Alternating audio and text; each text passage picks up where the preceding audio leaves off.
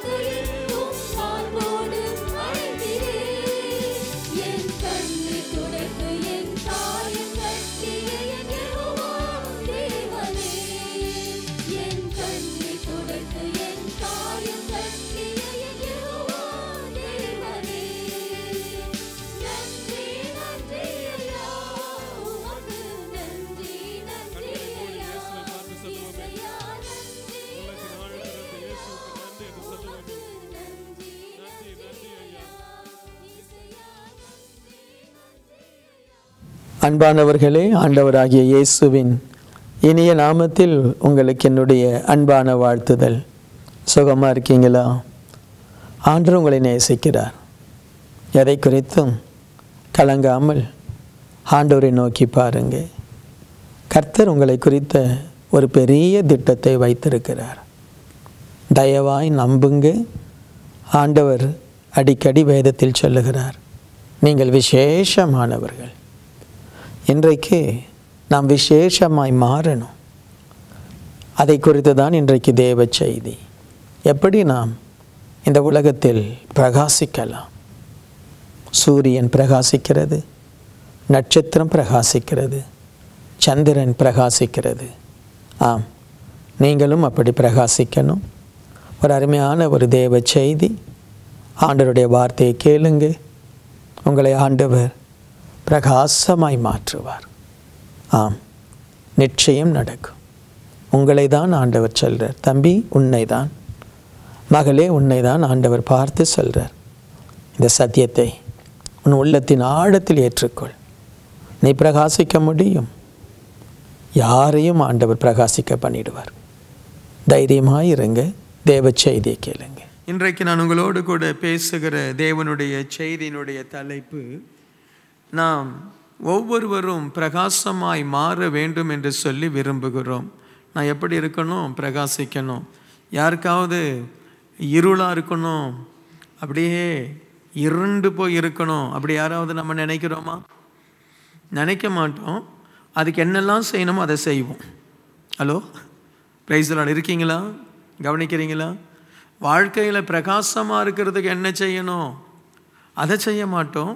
ஆசை மட்டும் படுவோம். நான் எப்படி இருக்கணும்? பேசுங்களேன். பிரகாசமாக இருக்கணும். அன்பு சகோதரனே, இன்னைக்கு பிரகாசமாக இருக்க நீ என்ன செய்த? வாழ்க்கையில் பிரகாசமாக இருக்க என்ன செய்த? படிக்கிற காலத்தில் பிரகாசமாக இருக்க படிக்கணும். என்ன, காலையில் எழுந்து நைட்டு வரைக்கும் ஃபோன்லேயே விளையாண்டுட்டு இருந்தால் எப்படி பிரகாசிக்க முடியும்? சொல்லுங்க. Price the Lord.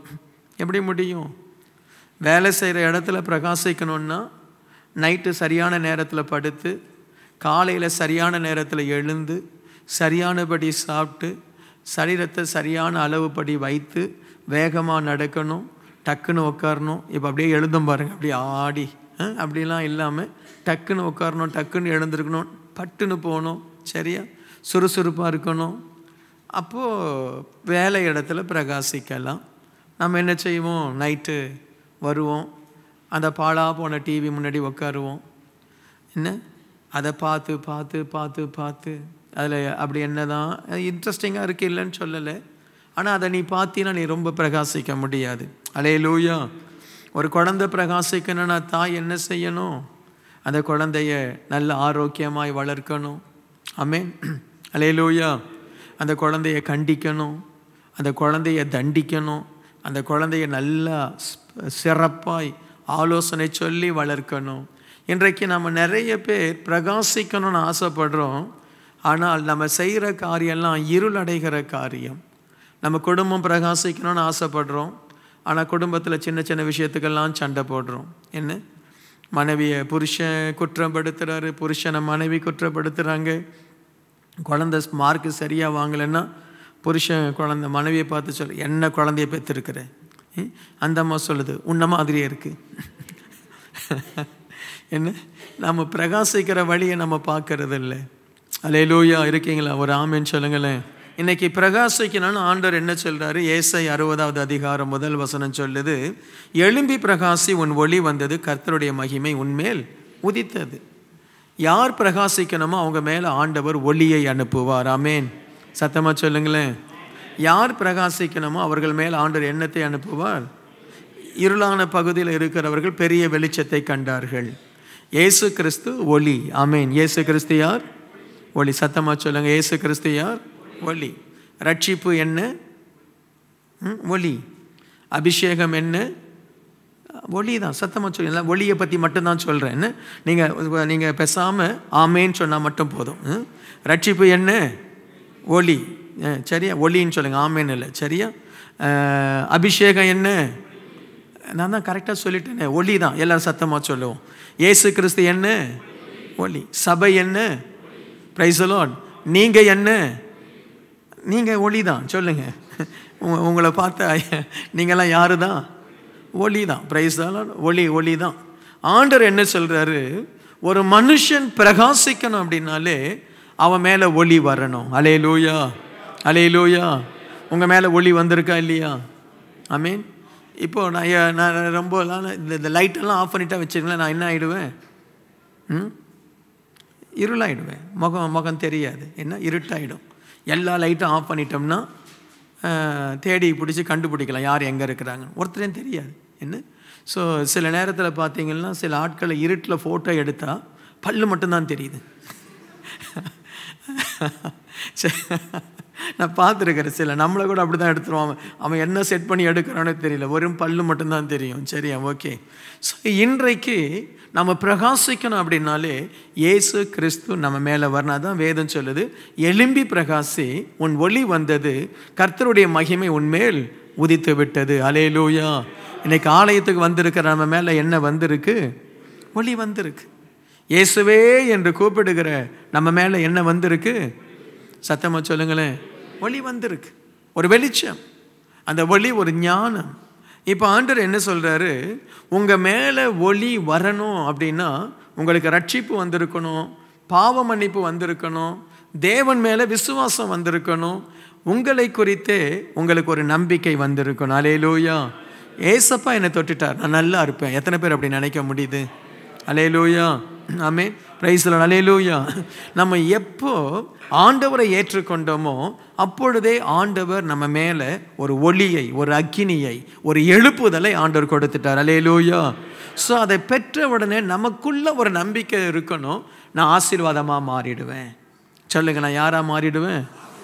நான் நல்லவனாக மாறிடுவேன். அப்போ இவ்வளோ நாள் என்ன வந்தீங்க? சரி, ஓகே, நீங்கள் நல்லவங்களை என்ன செய்திருங்க? மாறிடுறோம். ஒளி நம்ம மேலே வர்றத ஒரு தேவ பிள்ளை அதை என்ன செய்யணும்?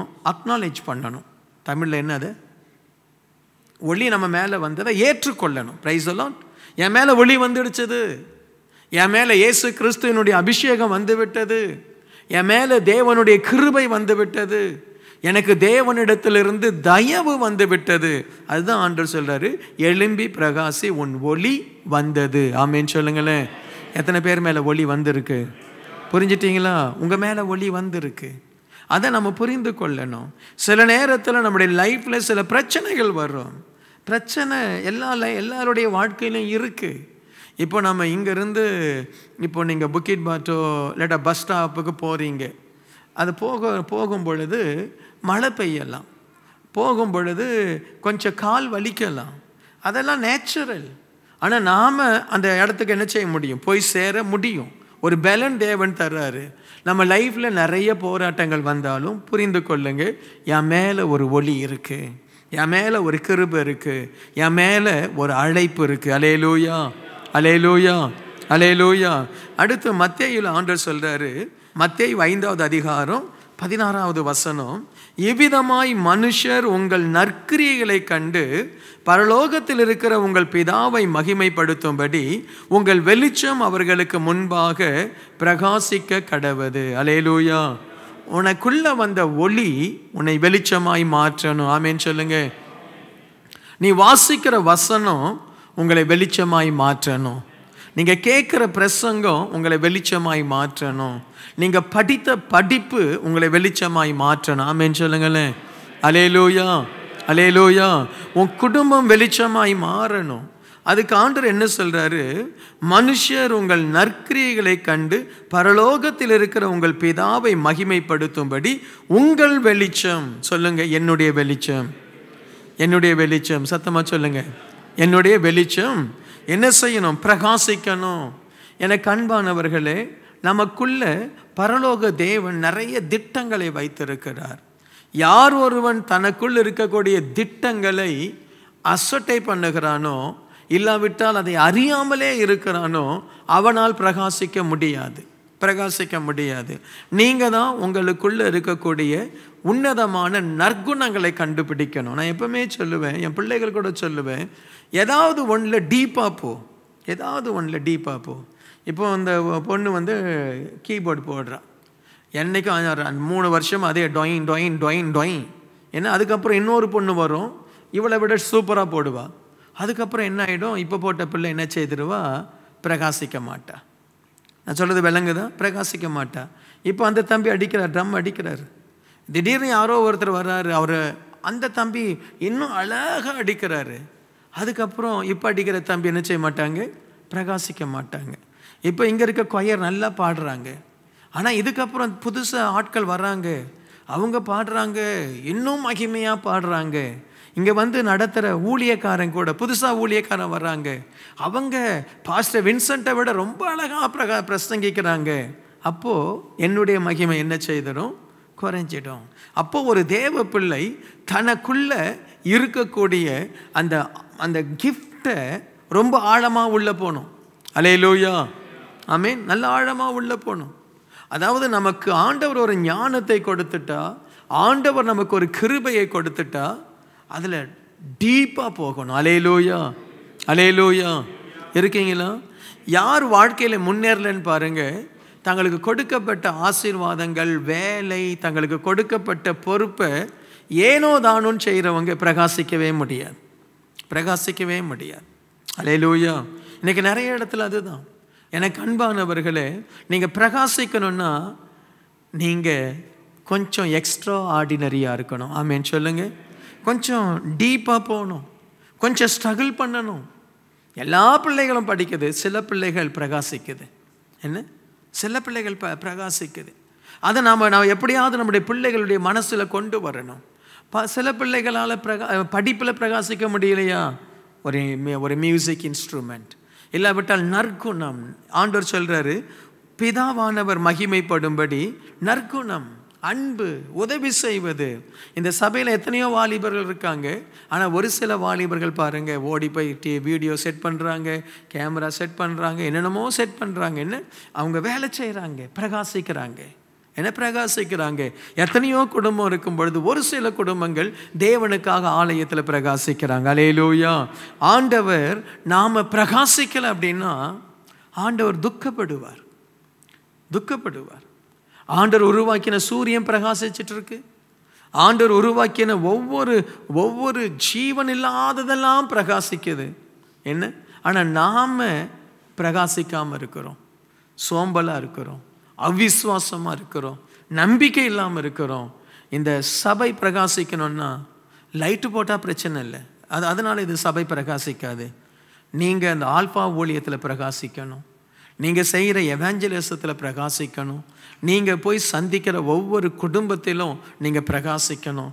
உங்களை பார்க்குறவங்களே இந்த சபைக்கு வரணும். கிங் ஆஃப் க்ளோரியா, ஹையா, அதை பற்றி அங்கே நீ இப்படி பேசினா நீனும் பிரகாசிக்க மாட்டே, இந்த சபையும் பிரகாசிக்காது. ஆமேன். அல்லேலூயா. எத்தனை பேருக்கு பிரகாசிக்கணும்னு ஆசை? கையை தூக்கி ஒரு அல்லேலூயா சொல்லக்கூடாதா? ஆமேன். நீங்கள் பிரகாசிக்கணும். ஆமேன். சிலர் என்ன பண்ணாலும் பிரகாசிக்காது. அது 1-2 இருக்க தான் செய்யும். அதுக்காக நீ பிரகாசிக்காமல் இருக்காது. Praise the Lord.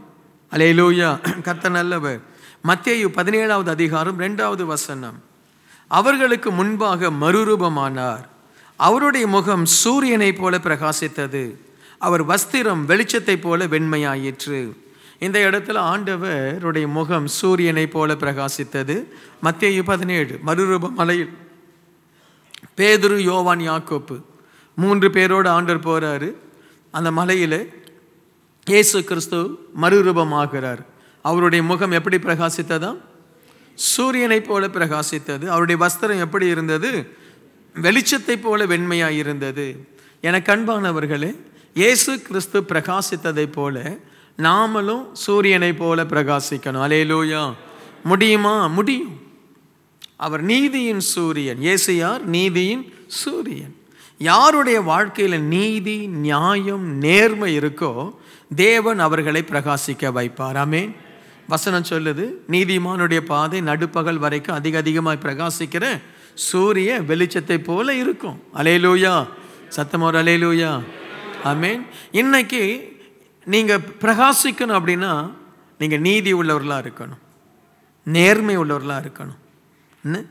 நீதி, நேர்மை, நியாயம் இவைகள் நம்முடைய வாழ்க்கையில் இருந்தால் பிரகாசிக்க முடியும். ஆண்டவர் ஒரு நீதி உள்ளவனை ஒரு நாளும் இருளாய் வைக்க மாட்டார். ஒரு நியாயமானவனை ஆண்டவர் ஒரு நாளும் இருளாய் வைக்க மாட்டார். வேதம் சொல்லுது, நியாயமான அந்த எடைக்கல் ஆண்டவருக்கு பிரியமா. Praise the lord. அல்லேலூயா. உங்கள் மனசில் நியாயம் இருக்குது, நீ ஒரு எடைக்கல். கர்த்தர் உங்களை ஒரு நாளும் அசட்டை பண்ண மாட்டார். நம்ம எதை செய்தாலும் நியாயமாக செய்கிறோமா, நேர்மையாக செய்கிறோமா? Price the Lord. இப்போ பாருங்கள், சபையில் தூங்குறது நியாயமா? ஹலோ, உங்களை தான் பார்த்து கேட்குறேன், சபையில் தூங்குறது நியாயமா? ஏம்மா சபையில் தூங்கி தூங்கி விடலாமா?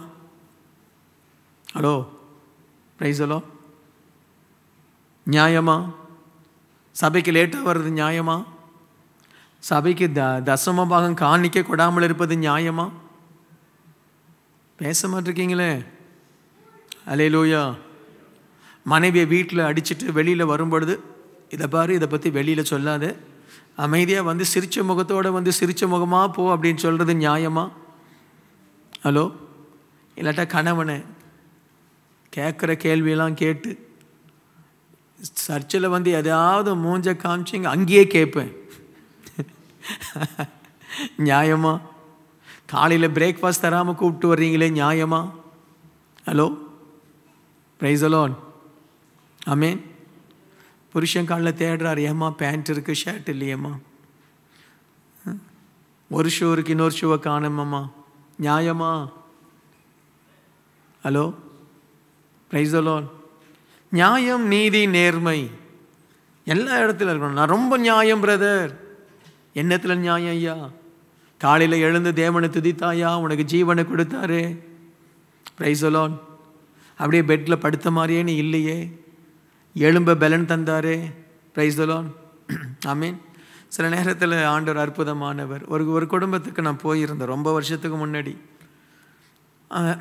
அவங்க என்னமோ தெரியல, அவங்க செய்கிற ஊழியம் ஆண்டவருக்கு பிரியம் இல்லை, அவங்க செய்கிற ஊழியம் ஆண்டவருக்கு நியாயமாக இல்லை, பிரியமாக இல்லை. அவங்ககிட்ட நானே சொன்னேன், நீங்கள் இந்த ஊழியத்தெல்லாம் செய்யாதீங்க ஐயா, கொஞ்சம் ஒழுங்காக இருங்கன்னு. கேட்கல. அதுக்கப்புறம் ஏதோ பிசாசு பாதித்து படுத்த படுக்கை ஆகிட்டார், படுத்த படுக்கை. அதுக்கப்புறம் அவங்க எல்லாருமே இவர் போயிடுவாருன்னு நினச்சாங்க, பிரைஸ் தி லார்ட். அப்போது தெரியல, ஏதோ ஆண்டவர் ஞாபகப்படுத்துகிறத சொல்கிறேன். அப்போ நான் அந்த சென்னைக்கு ஏதோ போயிருக்கும் பொழுது அவங்க வீட்டில் கட்டாயம் வரணும், நீங்கள் எப்படியாவது வரணும்னு நாங்கள் போய் படுத்த படிக்க தான் இருந்தார். போய் ஜெபம் பண்ணி இந்த கட்டை உடைச்சி ஜெபம் பண்ணுவேன். இந்த கட்டை உடைக்கிறது அப்படின்றது எல்லாருக்கும் அந்த கிருபை இருக்கிறது இல்லை. சில ஊழியக்காரர்களுக்கு அந்த கிருபை ஆண்டவர் கொடுக்கிறார். அந்த கட்டை உடைச்சி ஜெபம் பண்ணால் பயங்கர பிசாசின் போராட்டம், அவங்க மேலே இருக்கிற ஆவி, அவங்க மேலே இருக்கிற சாபம், இதெல்லாம் நமக்கு விரோதமாய் போராட வரும். சரியா?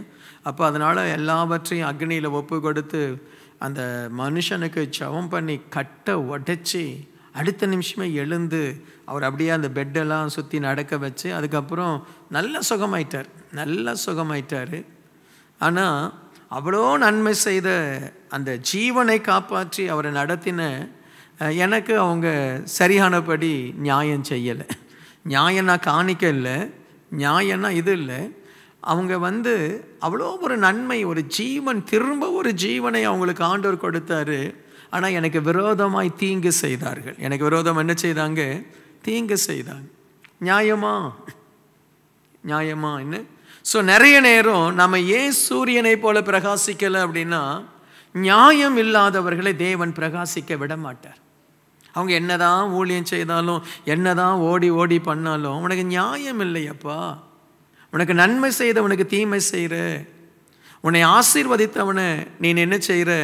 இன்னொரு வசனம் சொல்லுது, நன்மை செய்தவர்களுக்கு தீமை செய்கிறவர்களை விட்டு என்ன செய்யாது? சாபமோ தீங்கோ அந்த வீட்டை விட்டு வெளியாகாது. இன்னைக்கு நாம் சூரியனை போல பிரகாசிக்கணும் அப்படின்னா தேவ சமூகத்தில் முழங்கால் படியிட்டு, நான் நியாயம் உள்ளவனா, நீதி உள்ளவனா, உண்மை உள்ளவனா, நான் நேர்மையானவனான்னு சொல்லி நம்மளை பரிசோதிக்கணும். எழுந்து நின்று ஜெபம் பண்ணுவோமா? அன்பானவர்களே, ஆண்டவருடைய வார்த்தையை கேட்டீங்க. இயேசு கிறிஸ்து இந்த பூமியில் இருந்த பொழுது ஒரு நாளிலே ஒரு மலையின் மேல் ஏறி மறுரூபமானார் என்று வேதம் சொல்லுகிறது. அந்த மறுரூபம் நம்முடைய வாழ்க்கையிலும் நிச்சயம் நடக்கும். என்னுடைய வாழ்க்கையில் தோற்றுப்போய், தொழிலில் தோற்றுப்போய், இழந்து போய்,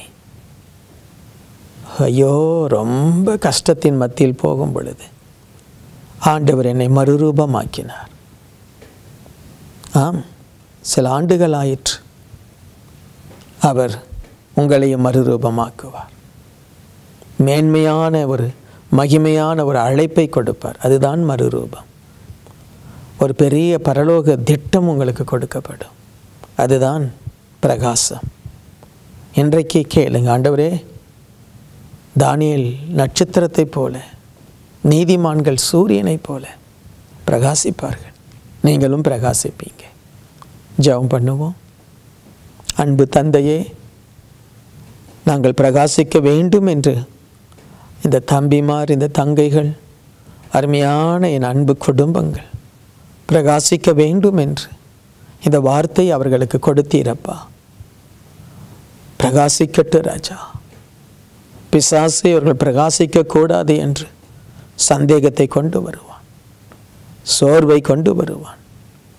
நான் ஒரு யூஸ்லெஸ், நான் பிரயோஜனமற்றவன், நான் படிக்காதவன், எனக்கு தகுதி இல்லை என்று தங்களையே ஆண்டவரே ஏமாற்றிக் கொள்ளும்படி செய்வான்.